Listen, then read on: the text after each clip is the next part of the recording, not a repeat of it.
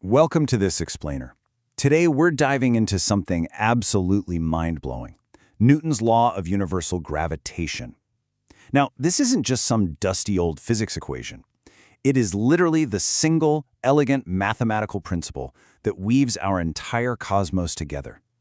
We're going to jump straight into how this one unified rule perfectly dictates the motion of everything, from the everyday objects right in front of you to the massive planets floating out in the vastness of deep space. Let's get into it. Okay, think about this grand cosmic paradox for a second. The Earth is unimaginably massive, right? It exerts this immense gravitational pull. So why doesn't our moon just plummet straight down and crash into us? And on the flip side, with all that orbital momentum it has, why doesn't it just fling off into the dark void of deep space?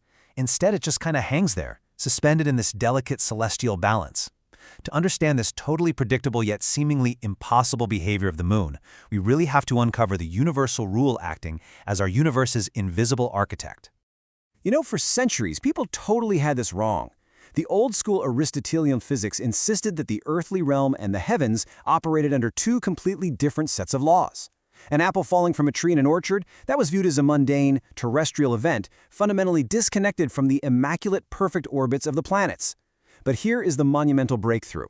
The real genius wasn't just explaining how an orbit works. It was the realization that a single, unified equation governs both that falling apple and the staggering mechanics of the heavens. The exact same invisible force pulling fruit down to the dirt is the exact same force tethering the moon to the Earth. So here is the core thesis of that massive revelation. Every object with mass attracts every other object with mass, with a force proportional to the product of their masses and inversely proportional to the square of the distance between them. I know that sounds like a mouthful, but what does that absolute framing actually mean for us? Well, it means you are literally in a subtle gravitational dialogue with the device you're watching this on right now. It's pulling on you, and you are pulling on it. We just don't feel it because of the strict mathematical constraints built into the second half of this equation. Let's break down those mechanics so they're super easy to grasp. First up, mass. Mass acts as the scalar generator of this attractive force. Because the pull relies on multiplying the masses together, the effect really only becomes perceptible to us when we're dealing with the staggering, concentrated bulk of celestial bodies. The Earth is just so massively dense compared to our everyday objects that its pull completely dominates everything we experience. Second, we have distance. Distance acts as the ultimate weakening agent to this gravitational tether.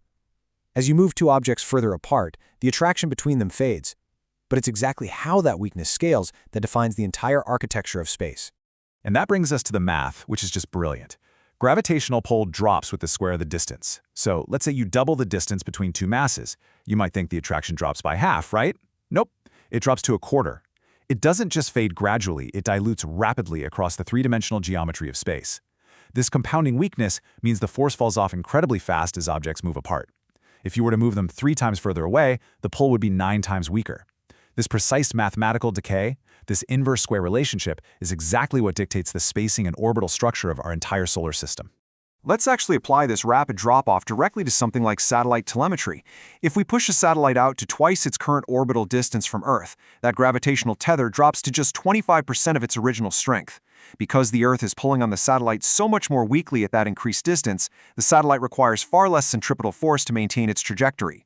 And aerospace engineers exploit this exact inverse square decay. It's how they calculate the absolute precise velocities required to park our GPS networks and weather satellites in stable, high-altitude orbits indefinitely. It's truly amazing how this single, elegant law scales flawlessly across the entire universe. It is the architect of planetary orbits, perfectly balancing mass and square distance to keep entire worlds swirling around our sun instead of wandering off into deep space. It's also the invisible hand behind our ocean tides, as the moon's massive gravitational presence literally drags Earth's water toward it as it passes overhead. And as we just saw, it's the operational foundation that keeps our modern communication networks safely suspended in the thermosphere.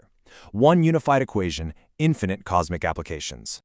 Now, this brings us to a really pervasive myth we need to bust: the whole concept of zero gravity in space. When we see astronauts floating around inside the International Space Station, it is incredibly easy to just assume they are entirely gravity-free. But in reality, the station is still well within Earth's massive gravitational grip. The astronauts float not because gravity is absent, but because they are in a state of constant freefall. Moving sideways at roughly 17,500 miles per hour, they are continually falling toward Earth, but they're moving so fast horizontally that the planet literally curves away right out from beneath them. It is the exact real-life realization of Isaac Newton's famous thought experiment, where he envisioned a cannonball fired fast enough from a mountaintop to endlessly fall completely around the globe. So we've seen how mass and distance strictly dictate the mechanics of solid bodies across the vacuum of space, uniting apples, moons, and satellites under one magnificent rule. But this raises a really fascinating new question. If gravity governs the planets, what forces govern fluids in motion? How do we calculate the dynamics of air rushing over an airplane wing or water surging through an industrial pipe? Well, to untangle that, we have to shift our focus from celestial mechanics back down to Earth and explore Bernoulli's theorem. But we'll save that puzzle for our next explainer.